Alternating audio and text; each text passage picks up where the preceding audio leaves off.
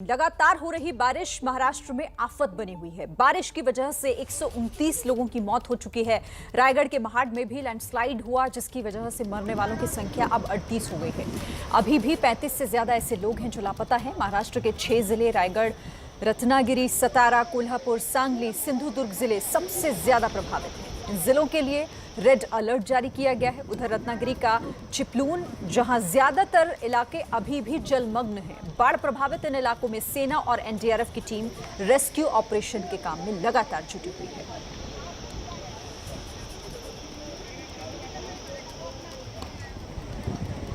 तो महाराष्ट्र के ये अलग अलग इलाकों की तस्वीरें जहां पर रेड अलर्ट जारी किया गया है। यहां पर स्थिति इस वक्त बहुत ज्यादा भयावह बनी हुई है, क्योंकि भारी बारिश की वजह से जलमग्न पूरा इलाका हो चुका है। कई जगहों पर लैंडस्लाइड, लोगों की जान चली गई है। रायगढ़ की तस्वीरें आप देख रहे हैं, बड़ा हादसा यहां पर हुआ है। 38 लोगों की मौत अब तक हो चुकी है। रत्नागिरी में देखिए आप, सब कुछ आपको पानी में डूबा नजर आ रहा होगा। वही हाल सतारा का भी है, और चाहे आप कोल्हापुर की तस्वीर देख लीजिए, सांगली या सिंधुदुर्ग।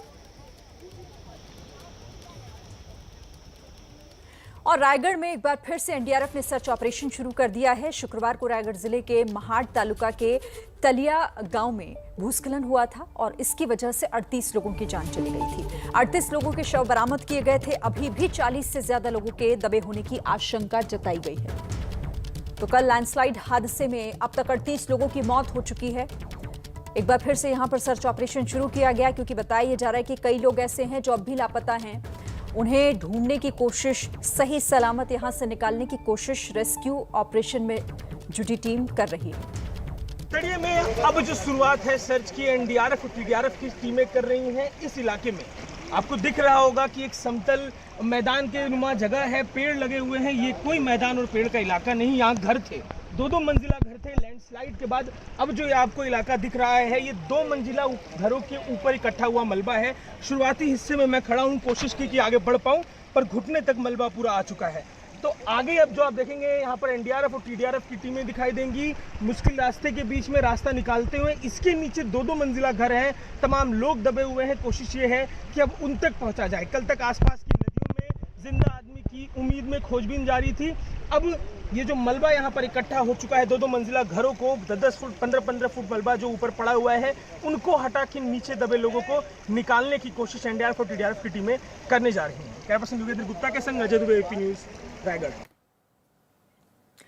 तो लोग परेशान हैं बेहद। यहाँ पर इस तरह के हालात बने हुए हैं। जो लोग इस आपदा का शिकार हुए हैं, उनसे बात की हमारे संवाददाता अजय दुबे ने।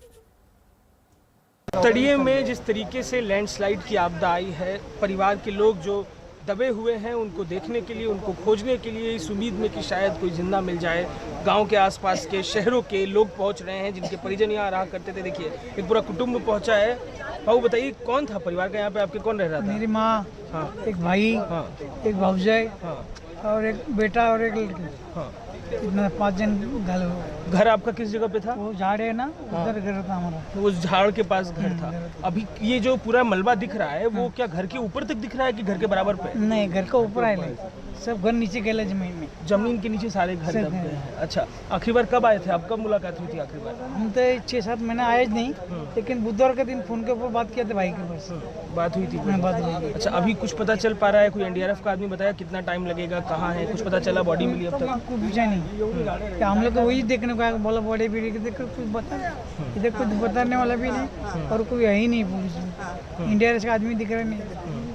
तो यहाँ पे आप खड़ी थी, आप साथ में है, परिवार का कौन था, क्या कुछ पता चल पाया? साथ में ही आप उनके दोनों लोग? अच्छा, मेरे अच्छा भाई, आप तस्वीर दिखा रहे थे परिवार के लोगों की, कौन कौन है, जरा एक बार दिखाएं अगर तो। हाँ, हाँ, और ये माँ, हाँ, ये लड़का और लड़की, ये लड़के और लड़की है। ये सब लोग अभी मलबे के अंदर ही दबे हुए है। उनको निकाला है, कुछ भी पता नहीं, इधर कुछ बताने वाला ही नहीं, कैसे पता चलेगा? कोई आया नहीं यहाँ पे? कल से कोई नेता आया हो, कोई अधिकारी आया हो जो बताया? उन्होंने घोषणा कर दी, 5 लाख रुपए दूंगा, 2 लाख रुपए दूंगा, वो करके गए हैं। अभी क्या करेंगे फिर? कुछ नहीं करेंगे। आपको सुबह से कवरेज करते रहेंगे तो आपको ही दिखाई पड़ेगा कौन है इधर। कोई नहीं है, पुलिस नहीं है, एनडीआरएफ नहीं है, कोई नहीं, कोई रेस्क्यू भी नहीं है। अच्छा, तो देखिए परिजन जिनके दबे हुए हैं, आक्रोश में है, क्रोध में है, और जो सर्च ऑपरेशन है उसे चलाने के लिए एनडीआरएफ की टीम पहुंची हुई है। कोशिश है कि जो घर दबे हुए हैं उन्हें निकाला जा सके, लोगों को उसमें से निकाला जा सके। कैमरा पर्सन युगेंद्र गुप्ता के संग अजय दुबे, एबीपी न्यूज़, रायगढ़। तो चट्टान खिसकी और उसके बाद पूरा इलाके मलबे में तब्दील हो चुका है। जिस गांव में यह हादसा हुआ वहां पर सिर्फ एक घर बचा हुआ है। अजय दुबे की एक रिपोर्ट आपको दिखाते हैं। लैंडस्लाइड की आपदा के बीच में पहाड़ का ये हिस्सा दरक कर आया है, तो अपने संग लगभग गांव के एक पूरे छोर के 35-40 घरों को लेकर चला गया। सारे घर लगभग अब यहाँ पर जमींदोज हो चुके हैं, मलबे के नीचे दब चुके हैं, और इन दबे घरों के बीच में एक घर बचा है जो अभी भी ठीक से दिख रहा है। वो घर कहानी बयां कर रहा है कि इस इलाके की बसावट कैसी थी। देखिए घर दिखाई दे रहा है, ऊपर का एक मंजिला हिस्सा भी दिखाई दे रहा है। सारे घर जो यहाँ पर थे तकरीबन ऐसे थे, गांवों में जो खपरेल के घर होते हैं, कुछ घर वैसे थे, कुछ 2 मंजिले घर भी थे। पर जिस तरीके से ये पहाड़ काल बनकर आया है, इस पहाड़ से लैंडस्लाइड हुआ, मलबा, पेड़, पत्थर आया है, उसने यहाँ जो घर थे उनको पूरी तरीके से तबाह कर दिया। एकमेव घर है जो अभी तक बचा है, कहानी बयां कर रहा है कि यहाँ पे किस तरीके की विपदा आई थी। अब पेड़ जमींदोज दिखाई देंगे, मलबा जमींदोज दिखाई देगा, और उन सबके नीचे बचे हुए, उन सबके नीचे जो लोग हैं जो दबे हुए हैं, उन सबके नीचे घर दबे हुए हैं, जिन्हें निकालने की कोशिश अब एनडीआरएफ कर रही है। कैमरा पर्सन युगेंद्र गुप्ता के संग अजय दुबे, एबीपी न्यूज़, रायगढ़। तो आप जहां देखेंगे हर तरफ आपको सिर्फ तबाही ही तबाही दिखाई देगी। कल तक जहां जिंदगी गुलजार हुआ करती थी, आज वहां मातमी सन्नाटा पसरा हुआ है। एक और रिपोर्ट देखिए। टाइगर की तराई में सर्च ऑपरेशन अभी भी लगातार जारी है। जो कल लैंडस्लाइड हुई है, पहाड़ का ये हिस्सा जो कल दरक कर नीचे आया, उसके बाद लगातार जो असर रहा इस पूरे इलाके में, लगभग 38 लोगों के शव कल आसपास के इलाकों से एनडीआरएफ और लोकल जो टीमें हैं सुरक्षा की, उन्होंने निकाला। अभी टीमें फिर से पहुंची हैं, निकालने का काम है वो फिर से शुरू किया जा सके। और उसके बाद देखिए फिर से टीमें पहुंची हैं, 38 लोग को निकाला गया। फिर एक बार वो तस्वीरें आपको दिखाते हैं, वो भयावह तस्वीरें जो लैंडस्लाइड के प्रभाव से कल दिखाई दी। यहाँ पर देखिए पहाड़ का वो हिस्सा दरक कर नीचे आया। यहाँ तकरीबन 30-32 घर थे, गांव का एक पूरा छोर था जो इस लैंडस्लाइड से प्रभावित हुआ, और जो एकदम आसपास ये घर आप देखिए किस तरीके से बिखरे हुए दिखाई दे रहे हैं। जानवर, मुर्गे यहाँ पर आपको टहलते हुए दिखाई दे रहे हैं, जो यहाँ पर रहते थे, जिनके घर थे, उनका कुछ अता पता नहीं है। घर तो पूरी तरीके से तहस नहस हो गया, पर जो जानवर थे वो अभी भी आसपास यहाँ पर दिखाई दे रहे हैं। और इस तरफ जो समतल इलाका दिखाई दे रहा है, ये तो बिल्कुल ही खत्म हो गया है। यहाँ पर घर हुआ करते थे, पर जिस तरीके का लैंडस्लाइड रहा है, सब कुछ तबाह करते हुए यहाँ से निकल गया। पास की जो नदी है उस तरफ एनडीआरएफ की टीम अभी भी लोगों को खोजने का काम कर रही है। तो महाराष्ट्र के 6 जिले ऐसे हैं जो इस वक्त बाढ़ से प्रभावित हैं। कोल्हापुर में बाढ़ में फंसे लोगों का रेस्क्यू एनडीआरएफ की टीम ने किया है। रेस्क्यू कर सभी लोगों को सुरक्षित जगह ले जाया गया है। कोल्हापुर की ये तस्वीरें आप इस वक्त देख रहे हैं, जहां पर पानी के तेज बहाव के बीच लोग फंस गए थे। इन्हें एनडीआरएफ की टीम ने रेस्क्यू किया। जिले के पंचगंगा नदी का पानी है अभी धीरे धीरे कम हो रहा है, लेकिन खतरा अभी तक पूरे से टला नहीं है। ये जो सब बच्चे हैं, जो महिला है, जो बूढ़े लोग हैं, उन सब को निकाला जा रहा है। एनडीआरएफ की सब टीम यहाँ पे मौजूद है, और यहाँ पे जो गांव में सब लोग फंसे हुए हैं, जो महिला फंसी हुई है, जो बच्चे हैं, छोटे छोटे बच्चे, उन सभी को निकाल रहे हैं। एनडीआरएफ की टीम यहाँ पे है, 5 या 6 टीम यहाँ पे दिन रात काम कर रहे हैं और नागरिकों को बाहर निकाल रही है। पंचगंगा नदी का जो पानी है वो धीरे धीरे कम हो रहा है, बारिश रुक गई है, लेकिन जो गांव में फंसे हुए थे लोग, उनको अभी निकाला जा रहा है। अभी भी वहाँ पे 100 या 200 लोग वहाँ पे फंसे हुए हैं, और उनको सभी को निकालने के बाद ही ये रेस्क्यू ऑपरेशन ख़त्म होने वाला है। कैमरामैन नीलेश शेवाले के साथ विजय केसरकर, एबीपी न्यूज़, कोल्हापुर।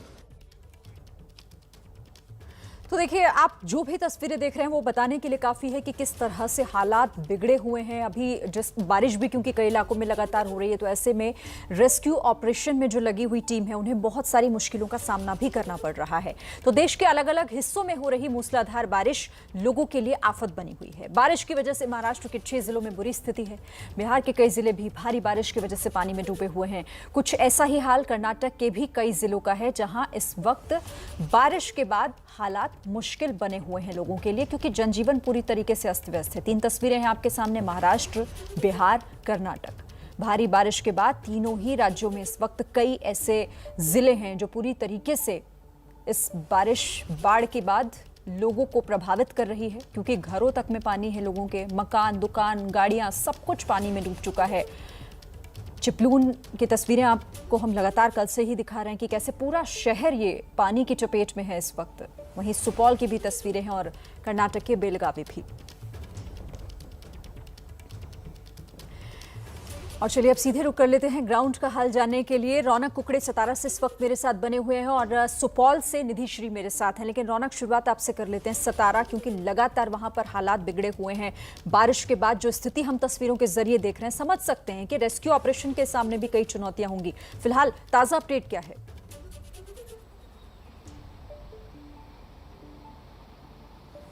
जी देखिए शिरीन, इस वक्त जो सबसे ज़्यादा सातारा में चुनौती भरा काम है वो अम्बेघर नाम का गांव है वहां पर, क्योंकि वहां पर बड़े पैमाने पर भूस्खलन हुआ और उसकी वजह से करीबन 16 लोग वहां पर जो है वो उनकी मौत होने की प्राथमिक जानकारी जो है वो प्रशासन की तरफ से दी गई है। लेकिन इसके अलावा भी कई लोग वहां पर फंसे हुए हैं और ये ऐसा इलाका है जहाँ पर पानी भी बड़ी संख्या में घुसा हुआ है, तो एनडीआरएफ की टीम को वहां पहुंचने में काफ़ी मुश्किलों का सामना करना पड़ रहा है। जो हमें अभी जानकारी मिली उसके मुताबिक थोड़ी देर पहले ही एनडीआरएफ की एक टीम जो है उस गांव तक पहुंचने में कामयाब रही है और वहां से अब लोगों को रेस्क्यू करने का काम जो है थोड़ी देर बाद शुरू किया जाएगा। लेकिन मुख्य तौर पर बताएं तो इस पूरे सातारा डिस्ट्रिक्ट की अगर बात की जाए तो जो कोयना डैम है उसके आसपास 510 मिलीमीटर बारिश पिछले 24 घंटे में हुई है और वहीं महाबलेश्वर की अगर बात करें तो 553 मिलीमीटर बारिश इस पूरे इलाके में, महाबलेश्वर इलाके में हुई है। आप समझ सकते हैं कि कितनी तेज बारिश और कितनी ज्यादा बारिश पिछले 24 घंटे में इस इलाके में हुई है। तो कई जगह पर बाढ़ का पानी जो है गांव में घुस गया है, कई लोगों को मुश्किलों का सामना करना पड़ रहा है। और आज के दिन भी प्रशासन और जो मौसम विभाग है उनकी तरफ से अलर्ट जो है सातारा डिस्ट्रिक्ट के लिए जारी किया है। रुक रुक कर अब भी यहाँ पर तेज बारिश हो रही है। जी शिरीन। ठीक है, तो देखिए बता रहे थे किस तरह से फिलहाल वहां पर सतारा में क्या हालात बने हुए हैं। अब हम सुपौल का भी रुख कर लेते हैं। निधि श्री वहां से हमारे साथ है। निधि श्री, सुपौल में भी हर बार जब भारी बारिश होती है, जब मानसून दस्तक देता है बिहार में, तो वहां की स्थिति बिगड़ जाती है और इस बार भी तटबंध टूटने की वजह से कई इलाकों में पानी घुस गया है। जी बिल्कुल शिरीन, मैं इस वक्त सुपौल में मौजूद हूँ और सबसे पहले आपको बता दूं कि बांध जो टूटा है उसके बाद किस तरीके की तस्वीरें हैं। थोड़ा आगे चलकर अगर मेरे कैमरा पर्सन विशाल राय दिखा पाए कि देखिए ये सामने बांध है। 2 बांध दरअसल 2 दिन पहले टूटा है। एक बांध यहाँ सामने आपको दिखाई दे रहा होगा और दूसरा बांध ठीक इसके बगल में है। दोनों ही बांध टूट गया। सबसे बड़ी बात यह है कि इस बांध में रिसाव पिछले कई दिनों से हो रहा था और इस बात की जानकारी प्रशासन को ग्रामीणों द्वारा दी गई थी। अभी आप देखेंगे पानी में इतना ज़्यादा करंट है और ये पानी अब धीरे धीरे आसपास में हनुमानगढ़ी, नया गांव, ऐसे दर्जनों गांव हैं, उन गांवों की तरफ ये जो पानी है वो जा रहा है। यहाँ पर फिलहाल जहाँ मैं मौजूद हूँ, यहाँ एनडीआरएफ की टीम तैनात की गई है। चीफ इंजीनियर यहाँ मेरे साथ मौजूद है, मैं इनको साथ में लेकर आई हूँ। सर ये बताइए, इस बांध में रिसाव की जानकारी प्रशासन को थी तो समय रहते काम क्यों नहीं किया गया?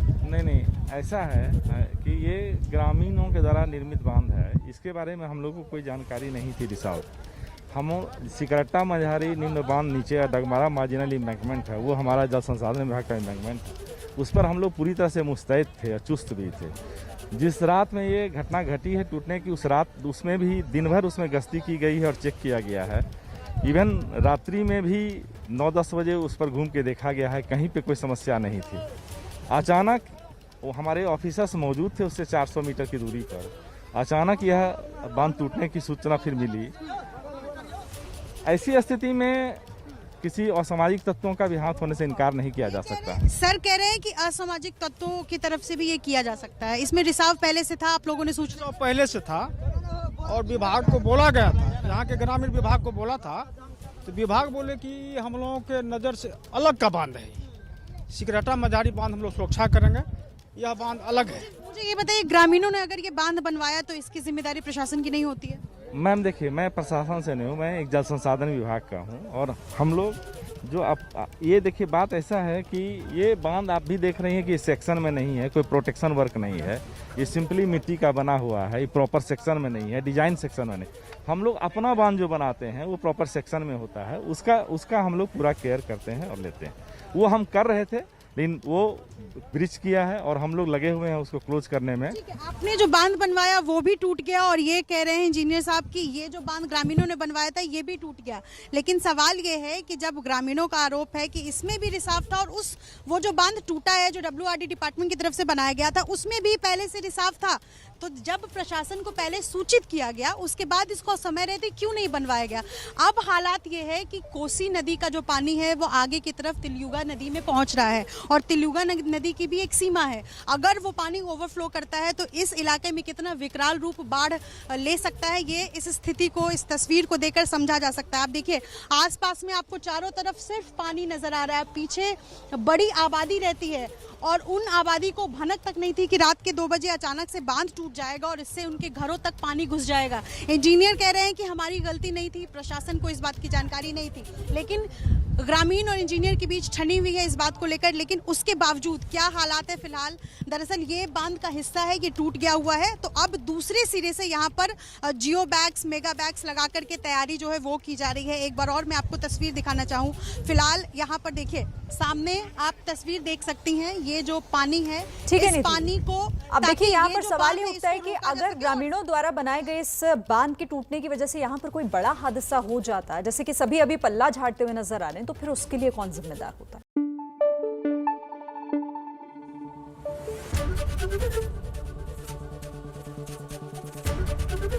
ABP न्यूज आपको रखे आगे।